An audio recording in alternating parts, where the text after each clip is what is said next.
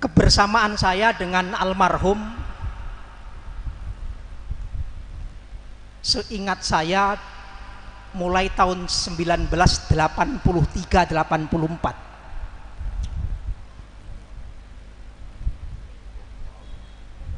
Beliau baru saja menikahi Bu Nur Jazilah sebagai mahasiswa tahun-tahun terakhir di PT IKI.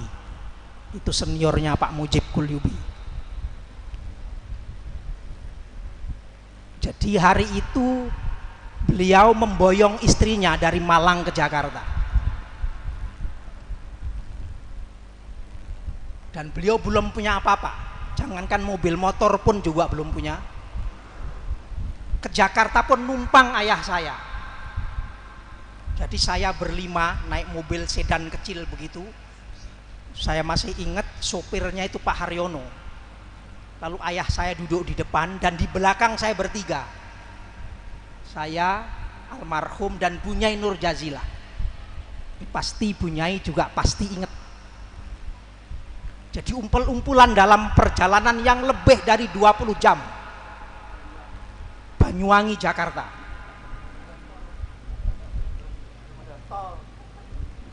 Sekitar 23-24 jam lah kira-kira. Tentu banyak sekali hal-hal menarik. Saya yang baru lulusan madrasah aliyah, Bunyai sebagai wanita yang baru dinikahi, banyak dalam posisi sebagai pendengar di mobil selama 20 jam itu. Tapi yang menarik, banyak hal-hal besar yang dibicarakan antara ayah saya Kiai Haji Muhammad Thohir dengan almarhum. Mulai dari bicara soal pesantren dan impian-impian beliau untuk menaklukkan Jakarta. Ingin agar di Jakarta, kota besar ini, hadir pesantren Nahdlatul Ulama. Waktu itu memang belum muncul pesantren dengan merek Nahdlatul Ulama di Jakarta. Yang kita dengar baru Asy-Syafi'iyah, Darun Najah, At-Thahiriyah. Bicara soal politik kebangsaan, bicara soal Nahdlatul Ulama, bicara soal Kiai Idham Khalid, saya cuma menganalisis, saya cuma dengar. Tapi hati saya mengatakan, lihat impian-impian beliau yang disampaikan dalam pembicaraan yang panjang itu. Sebagai anak kecil saya yakin, saya panggilnya Pak Demat, saya yakin Pak Demat ini pada saatnya jadi orang besar. Dan sekarang setelah berjalan, atau katakanlah 20 tahun kemudian, yang jadi kretek hati saya itu dibuktikan oleh beliau. Beliau tidak hanya jadi orang besar, tapi juga meninggalkan warisan besar. Pondok Pesantren As-Siddiqiyah ini.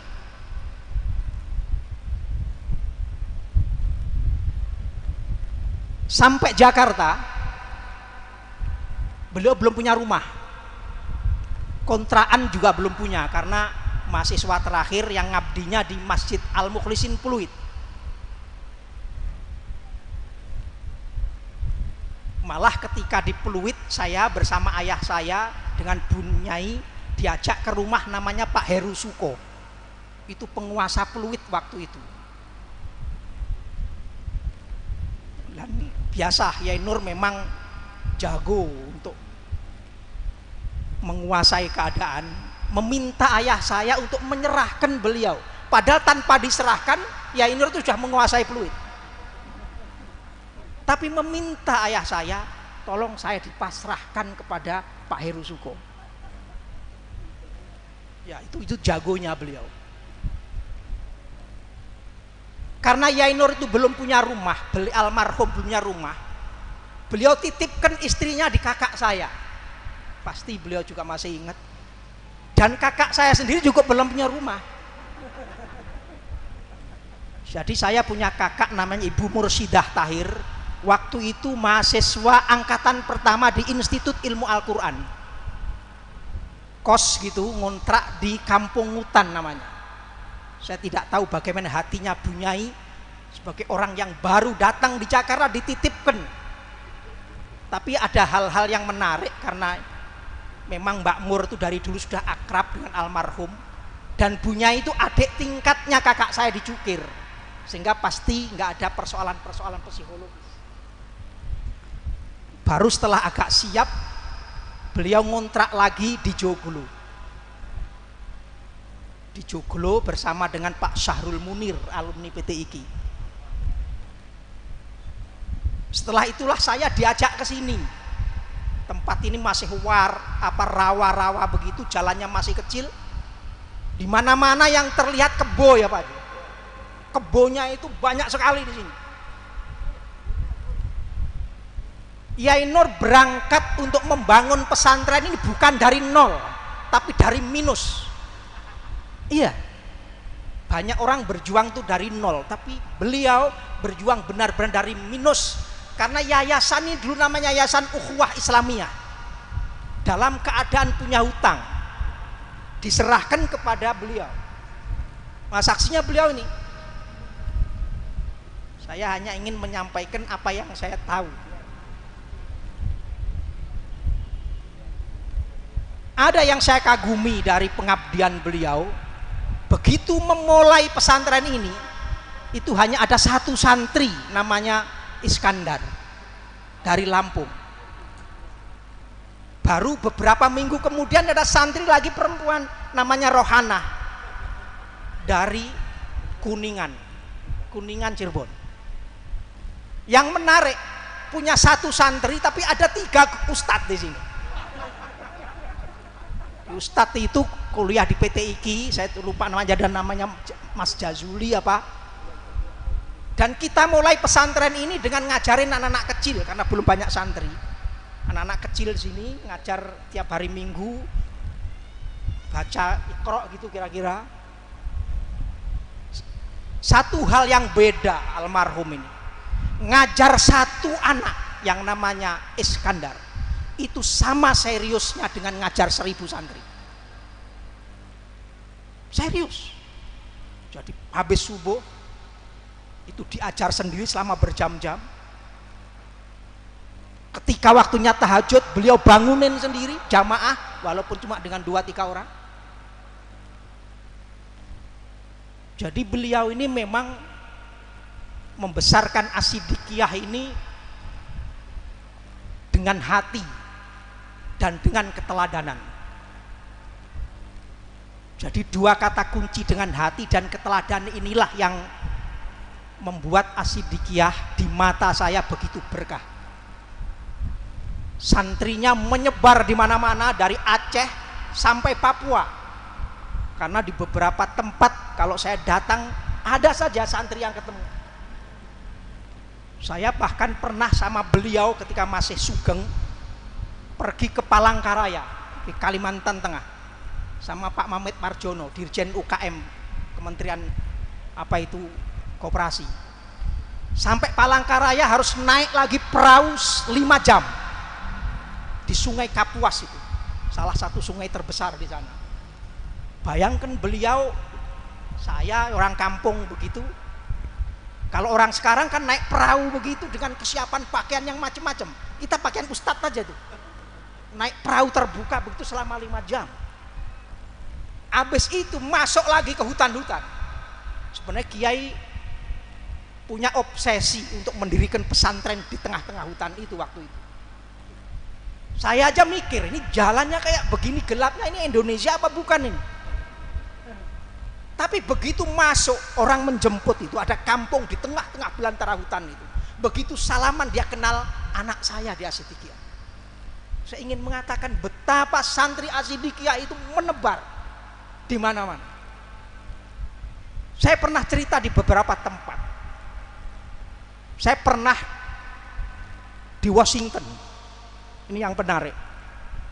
Saya datang dijemput oleh Duta Besar Indonesia yang di Washington. Mereka berjajar begitu karena menjemput kita rombongan. Begitu saya salaman sama Duta Besar, sampingnya Duta Besar berteriak, Pak ini ustadz saya dari Asidikiyah. Itu namanya Rizal Purnama yang sekarang jadi diplomat. Menarik. Dan ternyata Pak Duta Besar juga sudah mengenal Asidikiyah. Ada yang agak lucu, ini bolak-balik saya ceritakan. Saya pernah naik pesawat Garuda sama Pak Sirojul Munir. Itu bendahara Nahdlatul Ulama almarhum. Waktu itu saya kebetulan sebagai ketua tim sukses pemenangan Mbak Khofifah Gubernur Jawa Timur, bendaharanya Pak Sirojul Munir. Saya berangkat, begitu duduk di Garuda, pramugarinya salaman pakai dicium tangan lagi. Kata Pak Sirojul Munir, weleh ini pakai cium tangan segala. Baru dia mengenalkan bahwa lulusan Asidikiyah. Jadi memang kata Pak Arifin Junaidi, telat saya.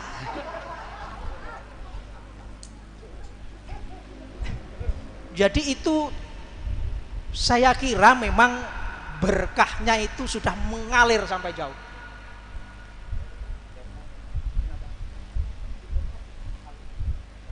Pak Arifin Junaidi ketemu alumni Asidikiyah di Ternate. Jadi alumni Asidikiyah ini sudah lintas batas, di hampir semua profesi ada, semua daerah ada. Saya itu kalau di DPR, kalau ada orang salaman sama saya lalu dicium, ini pasti Asidikiyah. Karena banyak ternyata alumni Asidikiyah yang jadi staf ahli anggota DPR, jadi staf ahli fraksi, jadi wartawan, macam-macam. Jadi kalau sudah salaman lalu dicium kok di DPR, teman saya ketawa semua.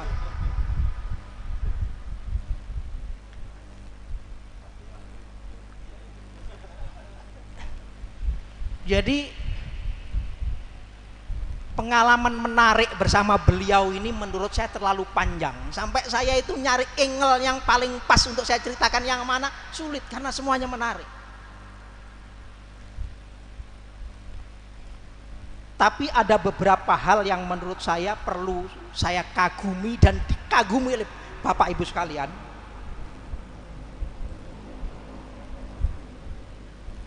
Almarhum ini punya kekuatan fisik, kekuatan mental dan spiritual yang lebih dari rata-rata orang. Bayangkan hari-hari beliau ini sudah memulai aktivitas sebelum subuh ketika orang masih pada tidur, dan mengakhiri aktivitas dini hari ketika orang sudah pada tidur. Itu beliau, itu setiap hari.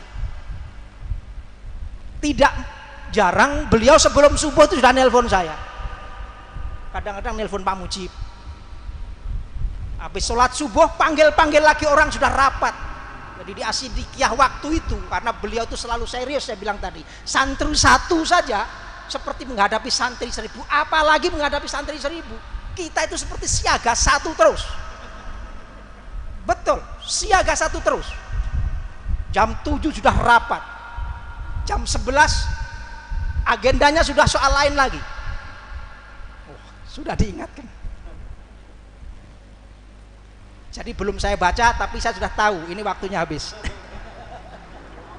Terima kasih. Saya memang tadi sudah bilang tidak mungkin menceritakan hal-hal yang terlalu panjang karena ini forumnya juga sangat pendek. Tapi yang paling akhir, kebersamaan saya masih belum berakhir, karena beberapa hari sebelum beliau meninggal, beliau panggil saya, Pak Anas, saya mau ketemu di mana saja sampai. Saya sedang di BSD. Kalau gitu saya ketemu di BSD. Di mana ya? Terserah sampean. Itu yang nelpon kan siapa itu sopirnya, siapa namanya itu. Nelpon terus dikasih beliau. Setelah saya ketemu, saya baru ingat, baru tahu sekarang bahwa beliau itu berwasiat. Pak Anas, saya pesan banyak hal, tolong ditulis. Dan sampai hari ini wasiat itu belum saya buka. Insya Allah dalam beberapa hari ke depan wasiat ini akan saya serahkan kepada keluarga Saya juga tidak tahu, saya belum pernah bicara dengan siapapun. Ini yang bagi saya sebagai tanda kedekatan yang paling tinggi komunikasi saya dengan beliau. Bab saya memang bekerja sama dalam jarak komunikasi yang sangat dekat. Saya kira itu saja dulu Pak Mujib, sudah diingatkan, jangan sampai diingatkan kedua kali. Wallahul muwaffiq ila aqwamit thoriq. Assalamualaikum warahmatullahi wabarakatuh.